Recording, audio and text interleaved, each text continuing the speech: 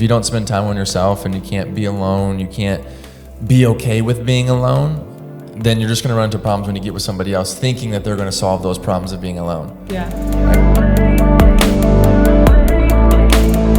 We have this stigma where now with all of the female empowerment and all of this amazing stuff, we often forget that we do want a man to lead, and we want him to lead with integrity.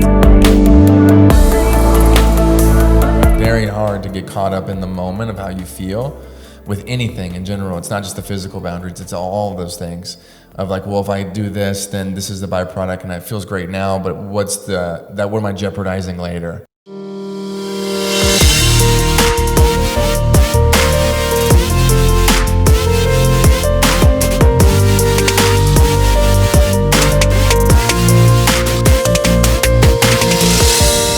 All right, so how we met.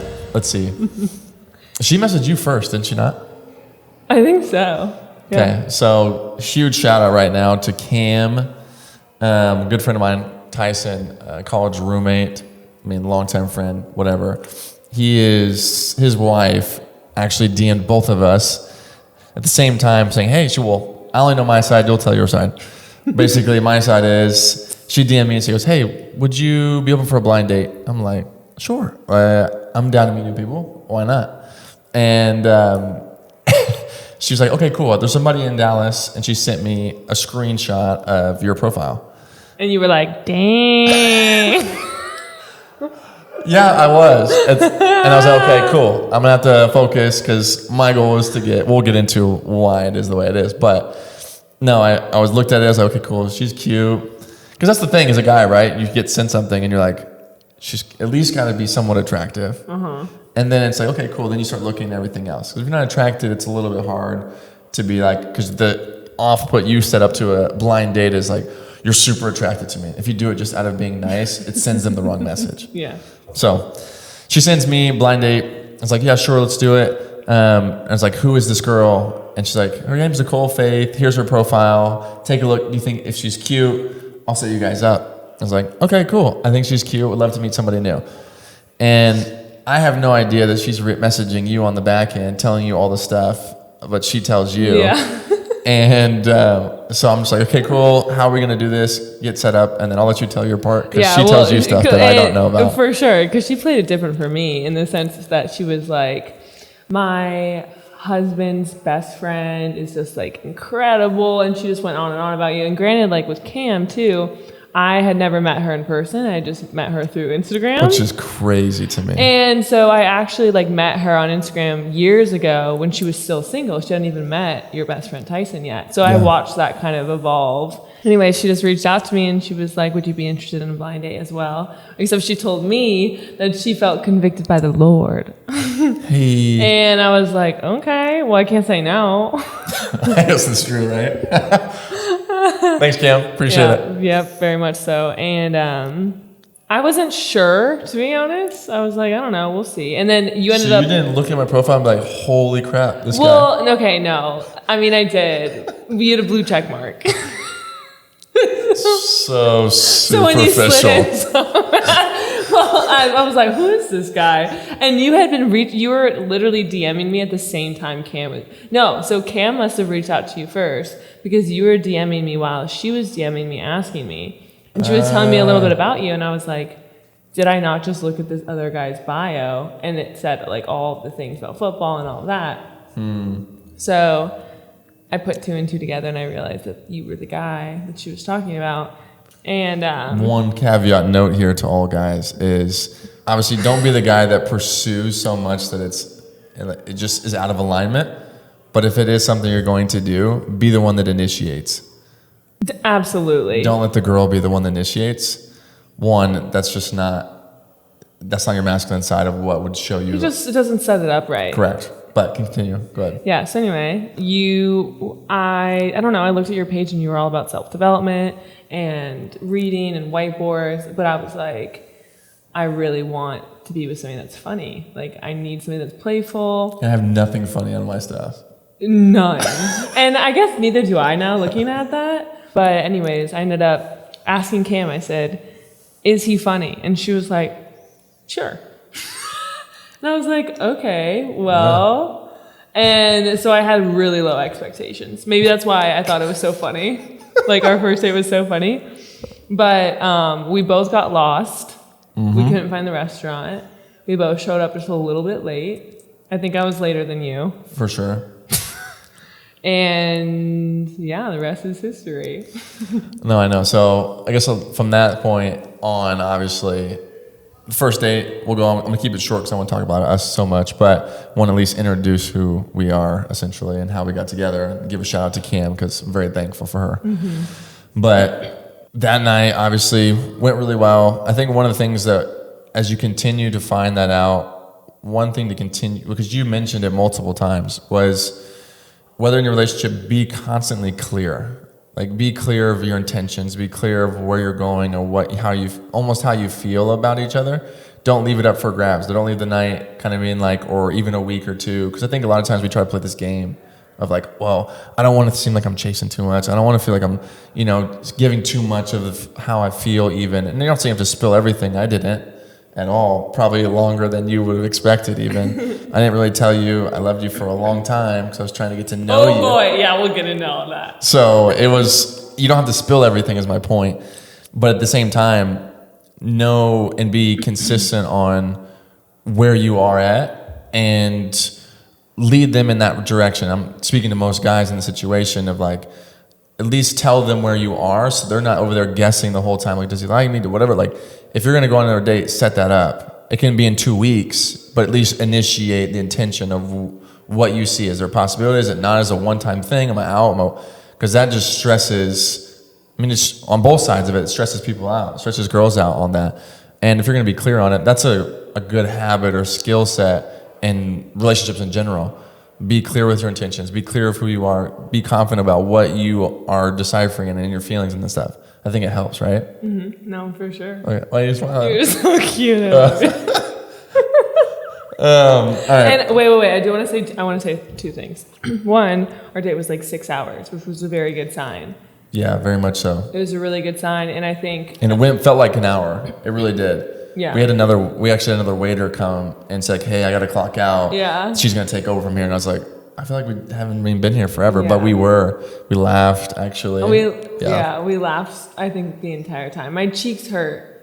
But I also will say I did not leave the date thinking like, oh yeah, this is it. This is the rest of my life. Like, and I think that's important to talk about because like, it wasn't love at first sight. Right.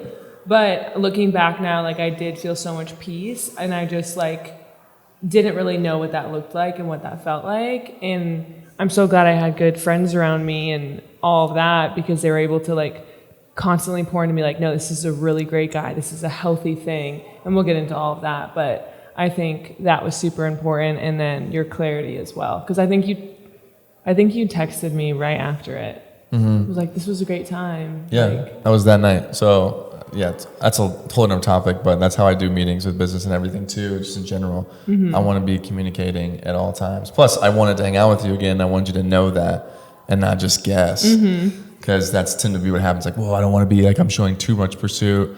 But it wasn't like, it was like, oh my gosh. It was just like, hey, like I had a good time. We'd love to hang out. Sometime next week, I got a busy week ahead, but we'd love to maybe next Friday get together. Yeah. That's simple. It's casual. And it was also like the energy behind it. Like a lot of girls are like, okay, if a guy's like that too soon, too much, they kind of back off and they're like, oh, okay, no, like he's too nice. But with you were so grounded in who you were.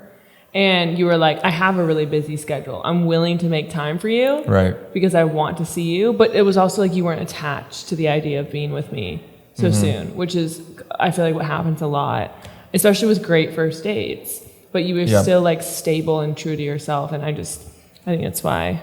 Yeah, no, I think, and we'll probably get into this in a second, but I'll hit on it right now, is like initially when you're dating somebody or you're getting to know somebody, whatever age, whatever it is, understanding and going into that, trying to pull away from that curtain of just looking at the physical and being in the moment.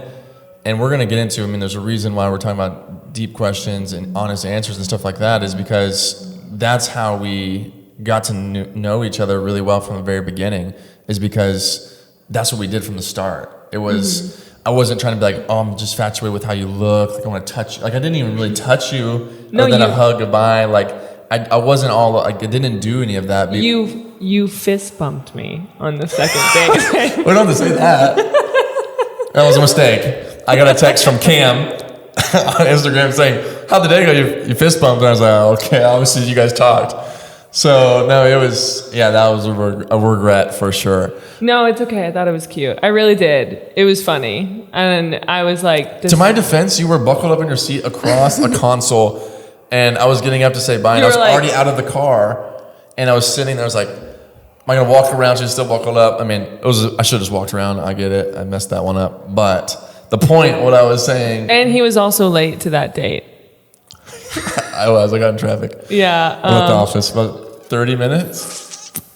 But I said he called me though, which is the way to go. So I set up the reservations and actually calling her when I was stuck in traffic as she was getting taken to her table. Mm-hmm. And I was debating on texting like, "Hey, I'm going to be 30 minutes late." I was like, "What? I'm not going to do that." So I call her, tell her what's going on. Got a detour. I had to get off the highway. It was a terrible deal. 30 minutes late, whatever. So she's getting the reservations. At least I know she has them, and she's at the table. However, I get there, and even the waiter's like, "What did he say?" He was like, "Nice of you to show up." Yeah. I was just sitting there all alone for 30 minutes. It's okay. It ended up being a great date. So obviously we're still here, thankfully. It worked out well. It really did. You were just playing your cards right. Oh, and making sure playing hard to get. Absolutely. I see. Can't give away too much of it up front. Yeah, totally. But what I was saying with that was understand like where you are when you first get to know somebody. Get to know them before you get like attracted to them. Yeah, let's just jump into that. Okay, so like if you're gonna be there in the moment, you're gonna be attracted. Like you just are, because there's no reason you're not going to be, especially in that type of intimate relationship, essentially. Mm-hmm. So if that's the case and you're kind of moving forward from that, take away all the looks if you can, as much as possible. Don't look at it. Don't think about it. Try to fall in love or get to know and love the person of who they are and like what they stand for, how they are, their body language, how they explain things when they laugh, the things that you would not necessarily, things that would never grow old, right? It's the things they're going to carry with them forever. Yeah. Like how they look at you, how they, like all the different things, what they believe, all that stuff. Fall in love with that. If you can't fall in love with that, then the beauty is going to fade no matter what. Now, the beauty is going to be something on top, right? But at the end of the day, who they are, if you can fall in love with that, you're golden.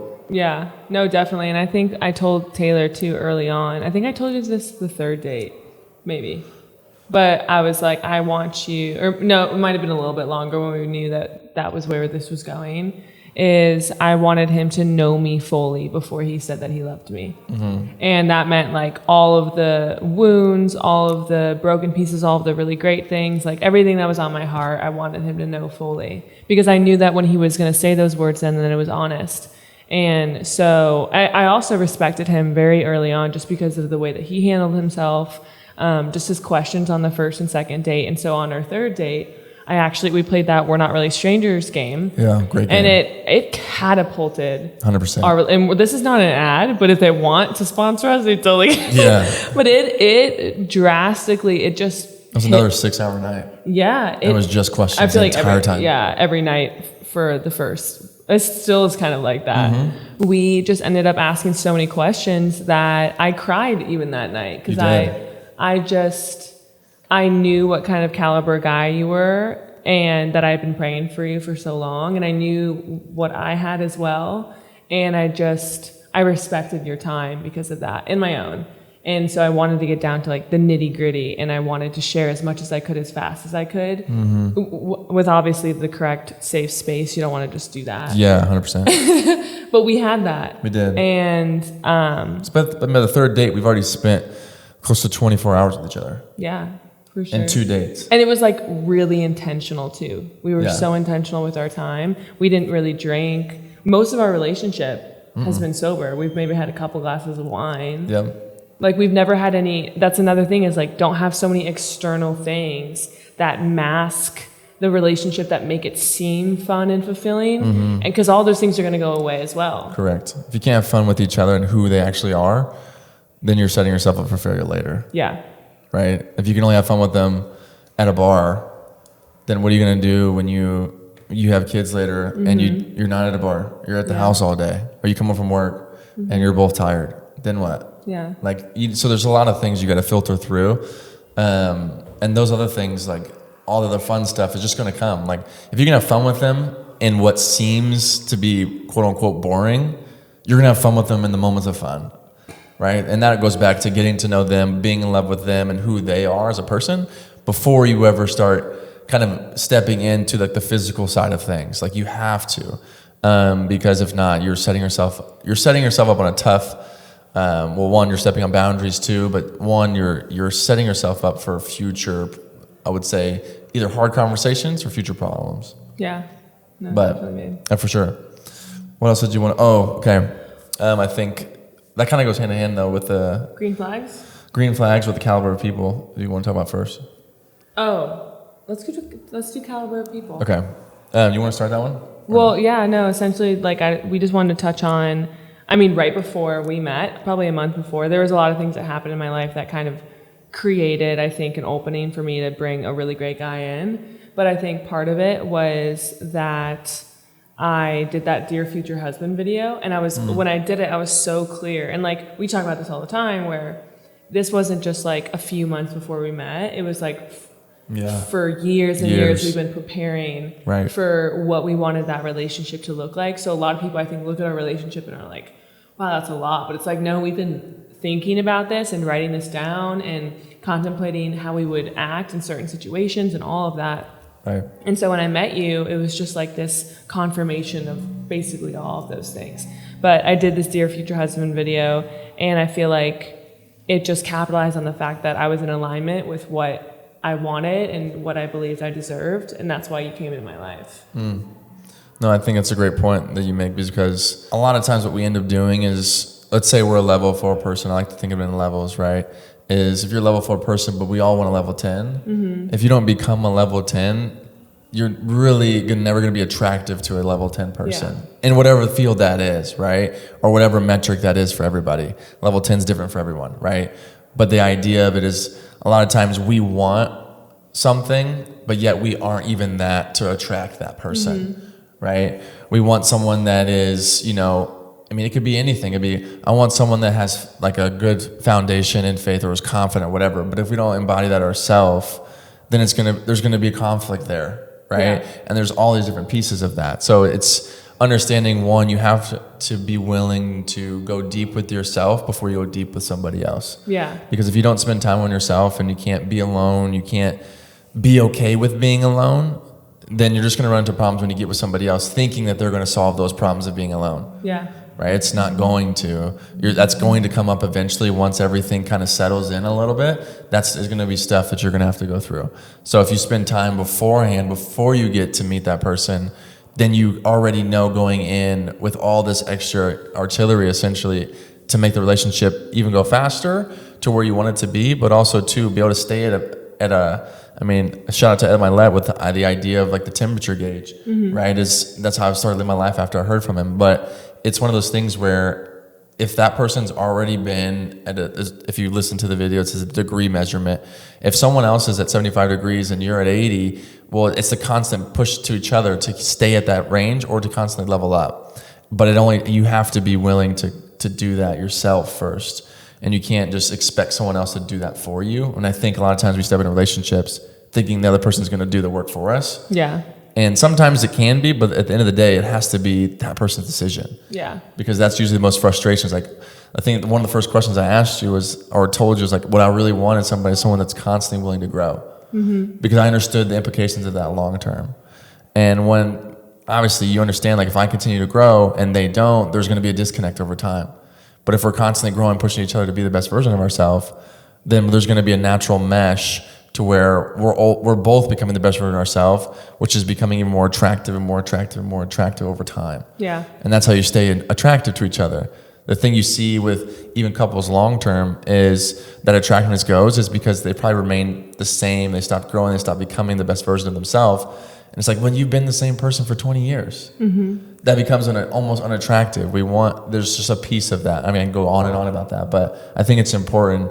The whole point of that is to stay focused, even if you're single, right now, is focus on staying in that lane and then not only I wouldn't say enjoy singleness, but understand and be okay with it, because you're literally growing the foundation and you're putting in the groundwork. So when you do get in a relationship, you guys can click immediately, as well as you can find for yourself, you know what you want and what you don't want, you know what meshes well with you, and you're okay with being able to walk away from someone that's even attractive or that you like. Because that's the big thing, right? Is, oh, like they're beautiful, I love, like they're hot, whatever, and they're funny, like I enjoy being around them. But there may be things that actually aren't what you want, but you'll sacrifice those because of how you feel. Yeah. But if you are okay with yourself and okay with being by yourself, waiting for that right person, then you can be like, man, there's so many great things about you, but it's just, and you can still continue to be friends, but it doesn't mean you have to be, continue your whole life with them. Mm-hmm. But you have to have that courage of being able to be alone to be able to walk away if you have to. Yeah.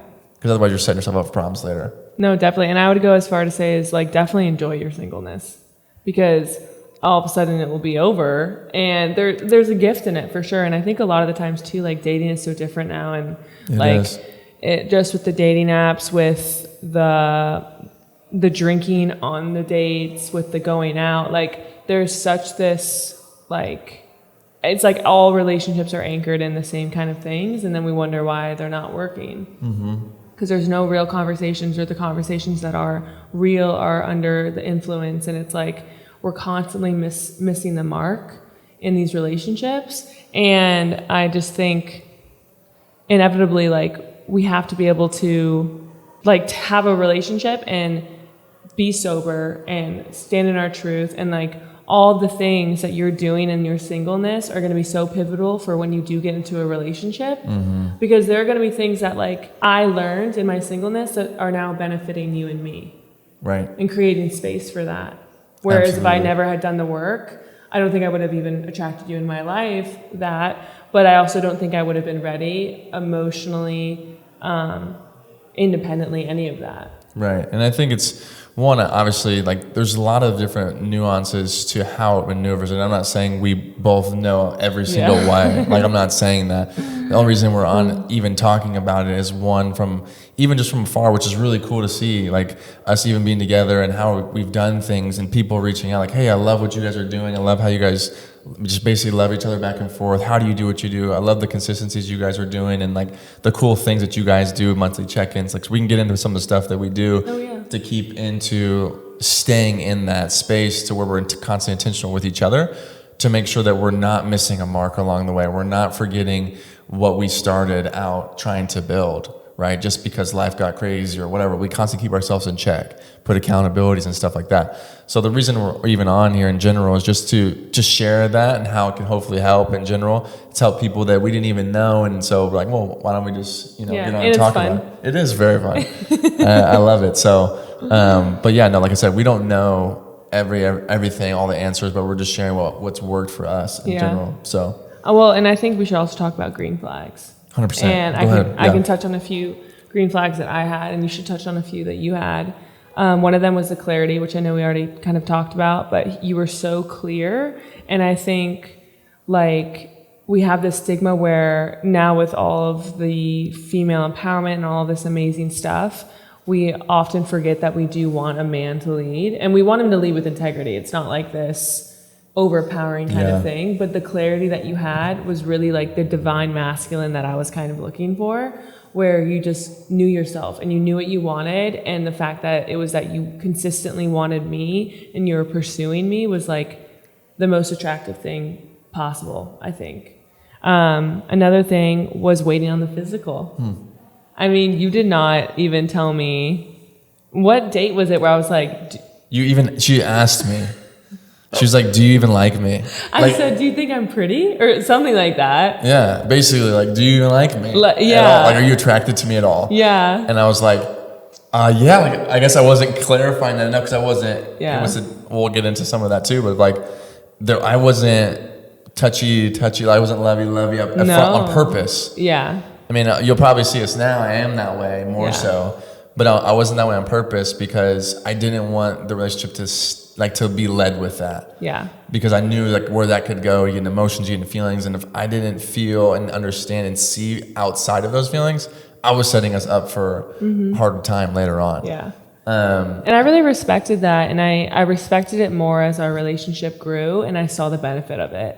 I mean, we waited till we were in love to kiss. Oh, yeah. And I told you I wasn't going to until I said I loved you. No, until you were in love with me. Oh, that's true. You're right. Unless you're counting the 3 accidental times that you said I love you. And it just slipped out. Yeah, I had to get we'll probably get into something. There's so many things I want to talk about, but we have like my core 6 that I had to get almost, not say approval on, but their sight in on it because as I've learned over time, we can get so caught up in the relationship just because we're in it. Yeah. And getting outside, not only voices, but opinions and seeing everything operate together in a setting, them asking questions that I didn't even think about, or them asking questions to me that I didn't even think about, keeps me almost out of my head of the feelings and back into like, okay, like, is this am I on the right track? Right. And so that was all part of, I had to get all that in before I even said I loved her and it slipped out a couple of times. It did. Even when I didn't even think about it, I was just talking. It was like, it just slipped out. You're like, this is why I love you. And I was like, you what? And I was like, holy crap. Right? So it would happen over time. And it's just being intentional with it, I think, is because then it actually means something. Because now what it created, and correct me if I'm wrong, you created now from, I guess, in management situation, like, I'm true to my word. Like at that point, it was very thoughtful. And then I wasn't just throwing around like, I love you, like you're so good. Like it was very intentional to where like at that point I was like, he's never said this before. It's been a month or two. Well, it was probably about 2 months, really. Maybe 2 months, yeah. Which in the grand scheme of things, that's really quickly. But we spent like, I'm telling you, we probably spent close to like, probably close to almost 100 hours. Yeah. And in that span time, like, how do you master something? How many hours? 10,000. Oh, yeah, we're on our way. We're closer than we think, probably. Very true. But it's that person of understanding, like, hey, I'm going to be true to my word. Once I say it, I mean it. Yeah. And one little thing here with love, I will talk about, and I think we talked about this actually during that time. I don't know exactly when it was actually. But it was the idea between like love as a feeling and being committed. And there's a difference between those. And I got it from, I forget his name, but it was a rabbi that was talking on somebody's podcast. And he made a point, and I was like, this is actually really good. And it was the idea of like, a lot of times what we're wrapped up in so much is love is, in this day and age, a feeling instead of a commitment. But what we're all desiring is love that's a commitment. And so when we say love, if we're not explaining the difference or not understanding the difference, people, when we say I love you, we want the commitment, so we'll take it for word. Yeah, that it's commitment. Or people say that they love you without being committed. 100%. And they do feel it, and they say it honestly and fully, but they don't understand what that actually needs and what kind of backing that needs. And so all of a sudden you're in love and all of this, but you don't know how to commit and you don't know how to stay. Correct. Exactly. It's almost, like the words I use, which is probably the same thing, is like in that point before I said I loved her, I was like, I like you a lot. Like that was the way I said it in a fun way. Because once it was more like I'm committed. Like for me, love was a commitment. Like it's not like I'm in, I'm out. Like it's just, oh, you look great, I love you. Like it's not one of those things. It's like I love you no matter what kind of deal. And then you understanding that, it allows you to really think and really process before you say that. Yeah. Because that saying love in general, there's so many things that are involved in that you have to really, I think, process and dig through. And we say that's the thing, is we say all the time, and it's casual too with friends. All right, bro, I see you, I love you. Like we say that, but that love is different than, intimate saying I truly love you, right? It's different, right? And it feels different. And its intentionality is different. So just be thoughtful of that when you go into it, because you are playing with feelings. As a guy, I would say you are playing with feelings. You are playing with emotions, and you have to respect that. Don't play that, because if you do that unsuccessfully, you can have her run around this emotional loop and actually hurt your relationship. Not only hurt her, and it becomes a lot, become draining. So be the man, lead in that, understand that, and say, okay, I'm not going to let her run this rabbit trail around emotionally. I'm going to be, and that's the whole point of being intentional and being consistent on saying, this is where we're at, this is where we're going. because you're not letting their emotions run around. It's like, no, I'm clear. This is what we're doing next. I'm not doing this. This is my boundary, whatever it may be. We keep moving forward, and it's like a piece by piece, and you're very clear on where you're at as well as what you're doing, which helps in that process of that. Yep. Right? Yep. What? I love you. I love you too. That's not me. I'm kidding. I had something that I was going to say, but I lost my train of thought. Is because you were so thoughtful and because you had proven it to me over and over with little things that you were a man of your word, like you were saying, when you did say it, I was like, wow, he really truly means it. And it created such a deeper effect on my heart and the love that I had for you. And then it was also like all of the hard conversations that we've had, which we've had to have a lot of them. Mm-hmm. You've created such a safe space where I knew everything that you were saying to me was the honest truth. Right. And that was it's been so healing too in so many ways. And it's given me space to free up. And it's just been a beautiful thing. And so it was like all of the discipline that even we still have today, and the control and the boundaries, like it's so important because I know it's for something greater that maybe I can't see yet or feel yet, but I know in the long run, I'm going to be sitting side by side with you like, wow, I'm so glad that we did it that way because it's just continued to create this incredible bond and love for us. Absolutely. And that is the thing you have to remember, right? And in relationships in general, especially with the boundaries you mentioned it's where you're going, right? You have to remember where you're going and that you cannot it's very hard to get caught up in the moment of how you feel with anything in general. It's not just the physical boundaries, it's all of those things of like, well, if I do this, then this is the byproduct and it feels great now, but what am I jeopardizing later? What am I jeopardizing of creating, right? There's all that process. It's so important. It's a strategic move especially early on to understand and put yourself in the best position to where obviously you want to establish where you're going, clarity, but you want to establish honesty and truth to where both of your words mean something. But the only way you can get to that point is by being transparent from the beginning. If you're not, you're trying to play the game like, oh, I'm gonna try to do my thing to make, we all do it. It's just natural. And there's still gonna be a piece of that. But the transparency, if you want to really truly connect, that's how you do it. Yeah. But it all goes back to the very beginning of, you have to have spent time with yourself because then no one can hurt you. They can, but it's a lot harder. Like you're okay walking away because you understand, like, I've worked on myself. I've dealt with a lot of these things, pains, past, whatever it may be, so that I am knowing where I'm going forward. I'm not just getting tossed around by somebody else. Yeah. I'm in control of my feelings. I'm in control where I'm at until we create the space. Then we work together on those things. I think that's why it's so important that there's a sequence to getting to that point in any relationship, and it's really important to do it early on. Yeah, definitely. Sure. And I think with transparency, we can just jump into the fact that, like, asking the really hard questions.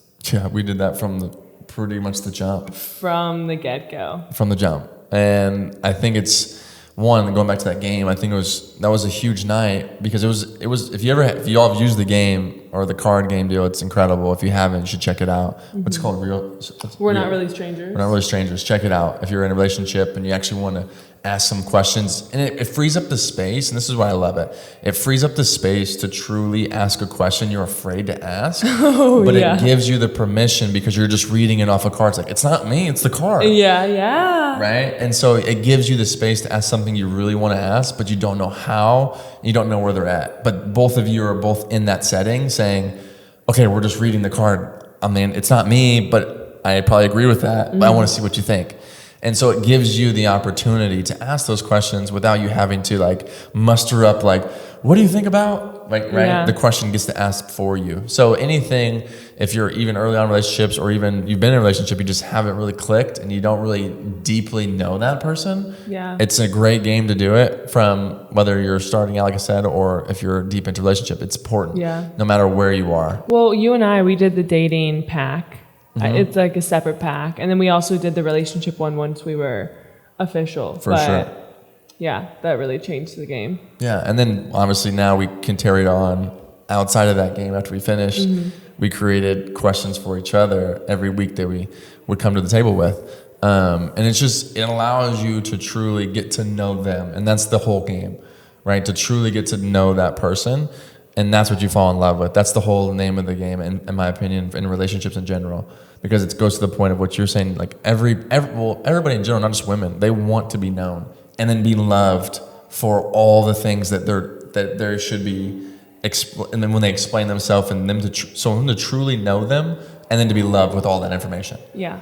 Right, because then it creates a safe space, and then it creates like, you love me even despite, or you love me including all of this.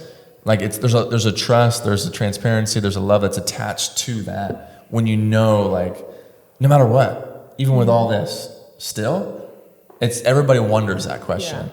No matter if you're a girl, guy, it doesn't matter.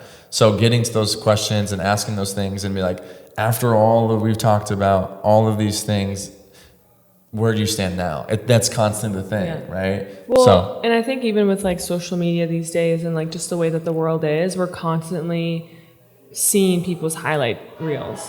So like the things that we all carry, which we all carry stuff, we're constantly like, well, if somebody saw that or knew that about me, they wouldn't fully love me because I'm supposed to have this highlight reel. And I'll never forget one of the harder conversations you and I have had when we were in Chicago. And we're on these Pelotons and my brother's apartment complex in a public gym. And I don't know what came over me, but I just had like tears in my eyes. And like, as my woman brain, I just needed like validation or clarification on something. And like Taylor looked at me and he was like, when I fell in love with you, I didn't choose pieces of you. Like I chose to love all of you. And I'll never forget it because it was like, it was so obvious. And I knew that when we stepped into this relationship and we said that we loved each other, like I had all the trust in the world, but he continued to show up and let me see that. And I think that's kind of what everybody's usually searching for. Like, it's just that clarification of being loved no matter what. Right. Love, and you make a great point, and love is a constant pursuit. Right? Love is pursuit. Like, if you really think about it, because everybody wonders, like, well, yeah, I know you love me, but do you love me now? Or do you love me today? Do you love me in the midst of this? It's always a thought. And so that's why love is always a pursuit, because every day is a new day. Every situation is a new situation. You could love me then, but everybody can go back and forth. And so when you're consistent, when you're clear, when you're true, that's why I think love is truly a commitment. True love is because you're committed to loving no matter what. And you constantly show up, you constantly pursue the other person in all retrospects, like in everything. And I mean, that's literally a great point, because love is a pursuit. It's a constant chase to love them more, to get to know them more, to help them grow, to become better version of themselves. Like, that's what love is, truly. And so when in that moment, it's cool to even hear it, right? Because it's like maybe the first time or second time really we kind of mentioned it. It's because in that moment, I'm just responding like how I feel, and I know like what she wouldn't even need to hear, essentially, and it's reaffirming, like you said, of how I really felt, and then I wasn't going anywhere. I was being committed. I'm true to my word, and this is what it is. And that's exactly right. Love is a pursuit for sure, and it's never ending. Like, you don't get to, we've been married for 10, 15 years. We're just gonna coast. Like, that's is not how it works. Yeah. And anything in life, you coast, that's where something happens. I mean, that's a whole other topic, but it's just, you gotta constantly continue to show up every single day. It's the whole idea of J.J. Watt, like rinse, do every day, right? So it's the same idea in a relationship. Like, every single day, there's gotta be an investment in the relationship. If you're trying to build it, right? If you're truly trying to grow a relationship, there's gotta be some type of investment, whatever it is, it's gotta be a pursuit. Otherwise, I would say you need to check in on the love part. Yeah, definitely. And I think too, I bet there's going to be like married couples that are like, well, you just wait till you're married and you're dealing with it. But I also think that just because other people feel like that doesn't mean that you have to have that like foundational belief. Like, you're going to step into it like, oh, well, in 5 years or 10 years, it's just going to be regular. I don't think it has to be like that, and I don't think that you should have the mindset of that going into it. Correct, because I think that is literally another great point, is just because that someone has experience doesn't mean, obviously it means a lot of things. There's commitment, there's a lot of good things from it, but it doesn't mean necessarily that they have all the answers. Same way we don't have all the answers, right? And I'm not saying like that we have all the answers. I've told that already so far in this whole thing of like, we don't have all the answers. Not everybody has all the answers. Just because they have experience doesn't mean they're living to the fullest either. Yeah. Right? And so we have to be careful about who we even look to, what we look to, how that is. Is that what we want even? Like we have to constantly put those things in the balance. And just understand that, because it's the idea of, you hear it all the time even, it's like, you constantly can't live.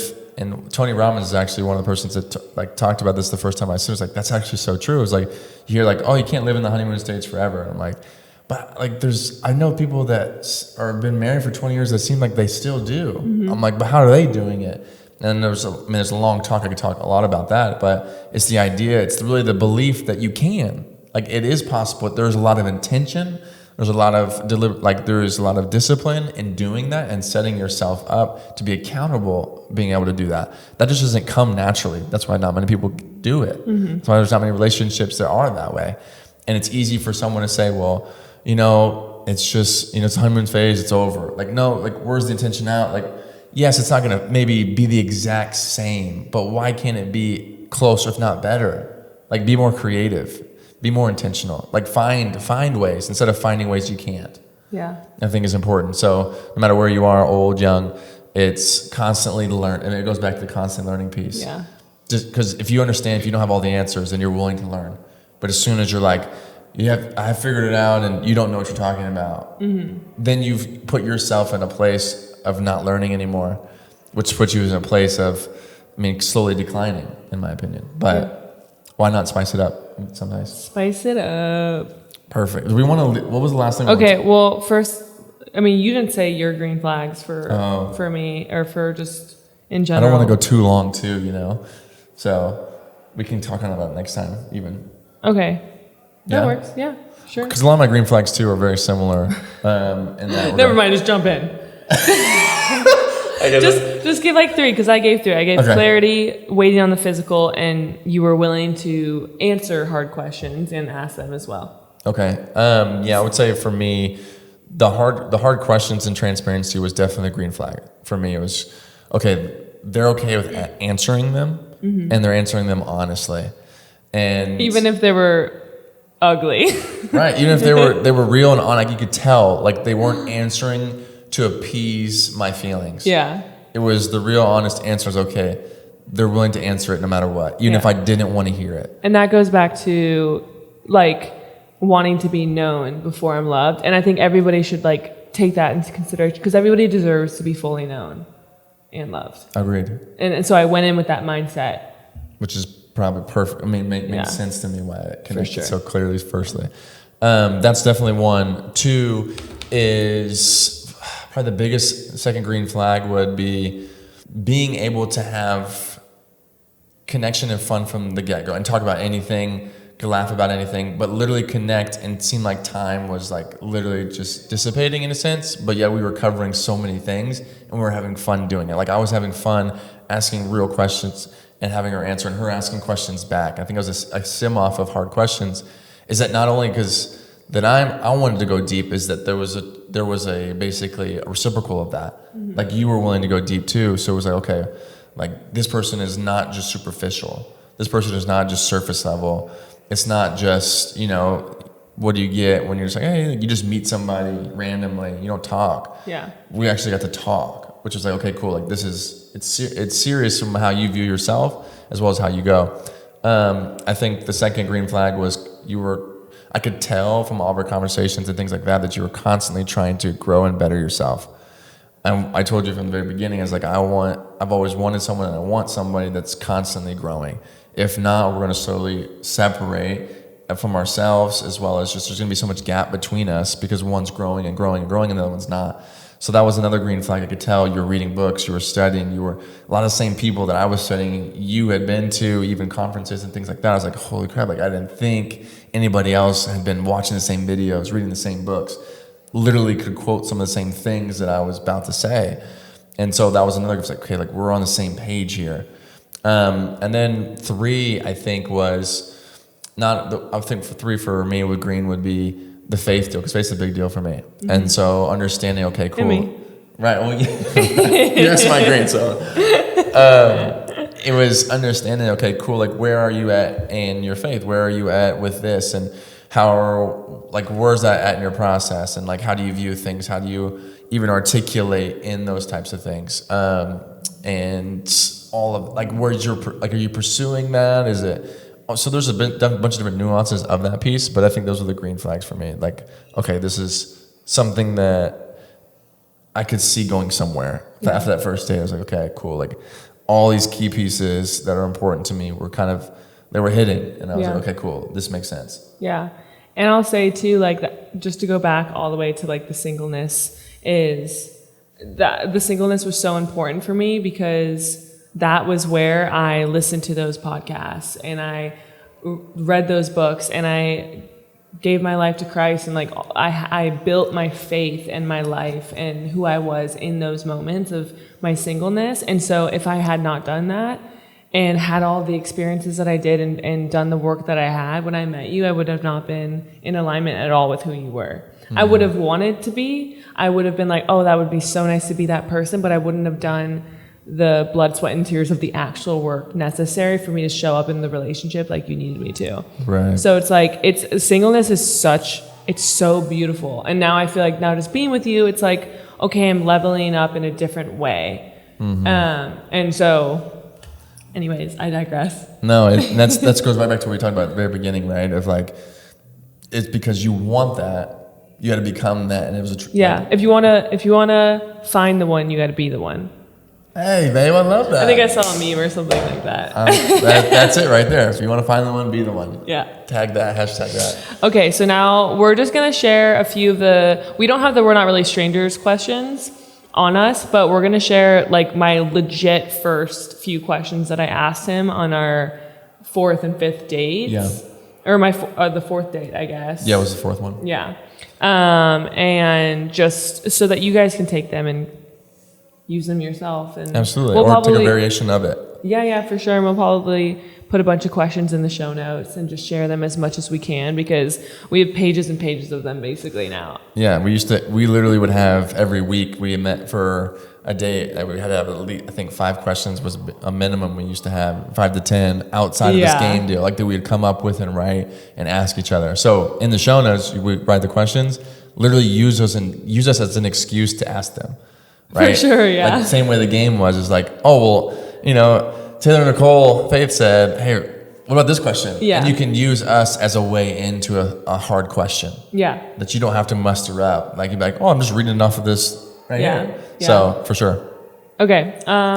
So one of my first questions was, do you think having men in your life as best friends is very important, even when you are a husband and father? And I think like I asked that question because I personally believe that friendships are super important, but I didn't know if he was going to be like oh no, family man, like that's all I got, I'm going to be focused on that.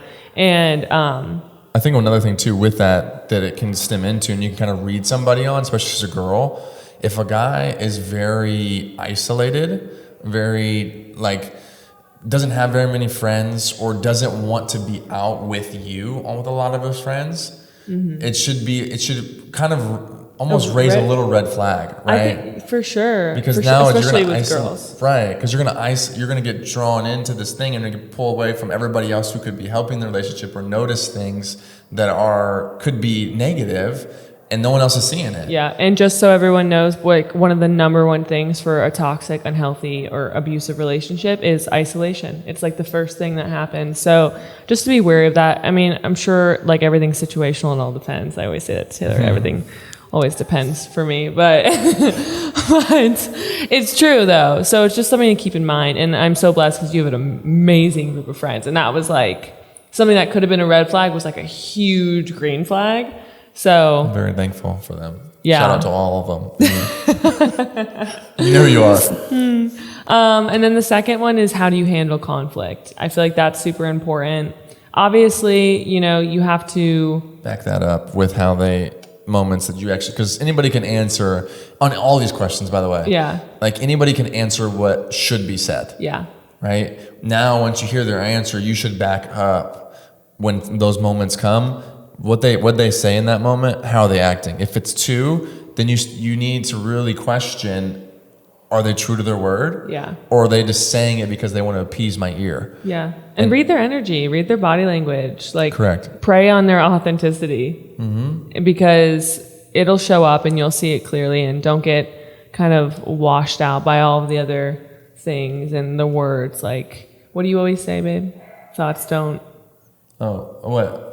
bless people. Actions do. Okay, well, yeah. I guess it doesn't really make sense, but it kind of does, right? Like, just... Yeah, I mean, if you can think, like, it's kind of, in some regard, let them show up. Right, exactly. Because if, at the end of the day, everybody has the idea, and kind of, I think what you're saying is, like, everybody has the idea, the thought of, like, what would be nice, but actually backing it up with the action is truly what actually counts. Yeah.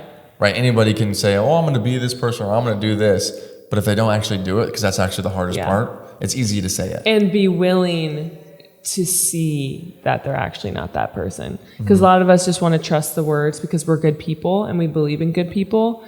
But you can believe in good people, but when it's an intimate relationship and one you're going to spend the rest of your life with and you're going to spend time with, you better challenge it a little bit. You got to guard your heart. 100%. Yeah. Okay. What are your boundaries? So physical boundaries, emotional boundaries, work boundaries, anything to that regard. And if you're like, I don't know my boundaries, you should probably figure what those are. And then communicate them.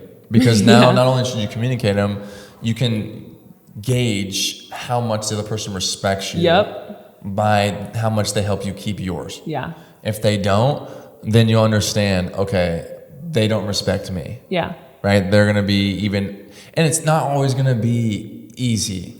Like, especially if you deal with the physical one, right? That's tough. It just is, right? Yeah. Or there's other things too, where anything feeling driven doesn't have to be physical, be anything.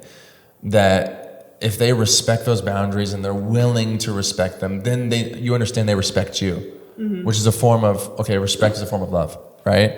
And so I think it's important to understand where their boundaries are at, as well as where you need to respect and where you need to stay or stay away from in that category. I think it's important. Yeah, absolutely. Okay. Last question. What are your non-negotiables? This was a good one for us. It allowed us to stay, it showed who we were when it allowed us to really say, like, this is who we are, this is what we're not going to do. Which we literally put it out in the open of, like, this is what I stand on. So as soon as we didn't do that, it's very obvious, like, oh. Well, that, and it also gives the other person clarity about what it is you want and what you're not, what you're looking for, so much to an extent that, like, I could have heard what you said for all of your non-negotiables and mine too, and I could have said, oh yeah, no, that's actually not what I'm looking for. And it would have given me that opportunity to say, oh, I love this person. I love the idea of him. I love everything that he's saying. But what he is choosing not to do or whatever it may be is not what I want.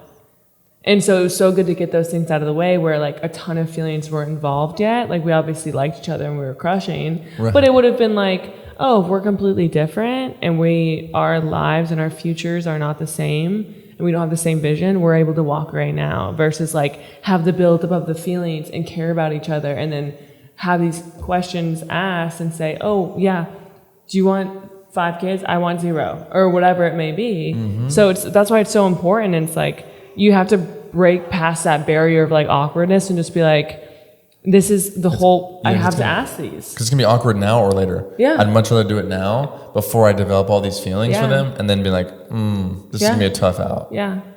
For sure. I think it's important. Yeah. And I think it's important to say, too, the very last thing is, like, obviously, Taylor's, like, not the first person I've ever asked questions. I'm not the first girl that he's ever asked questions to. And so, like, what goes with that is, like, be ready to walk away from the things that are not meant for you. And I think that's the most important thing, because if I had never walked away, I wouldn't be with you. Right. And, like, we have to have that discipline. We have to have those boundaries for ourselves. And we have to believe that we're worth it, too. 100%. Because I'll say this from both angles, from the guy's perspective as well as probably from the girl's perspective. If someone knows they're worth it, that is attractive. Yeah. It's very attractive because, You know what I mean? You are attractive. And it's one of those things because if they know they're worth it, they know their value, you respect them out of that. And in everybody's eyes, that is attractive. That's why confidence is attractive. That's why certain things like that are very attractive, is because you're sure of yourself. Everybody wants to be in an unfamiliar place, constantly figuring out life. No one really knows what they're doing. They're constantly figuring out the moment. If someone is sure of who they are, it's something that they go, oh, like that's, unfortunately, that's different, right? So it is attractive to be that way. So don't think that when you're being that way, it's not going to be attractive. It actually is. Yeah. To be confidently you. Yeah. So, how do we end this thing? We just ended, baby. All right, sweet. Well, thanks for coming. Okay, my Peter Pan. I know. Sweet. Okay, I love you. I love you too, baby. All right. Good job. Thank you, girl.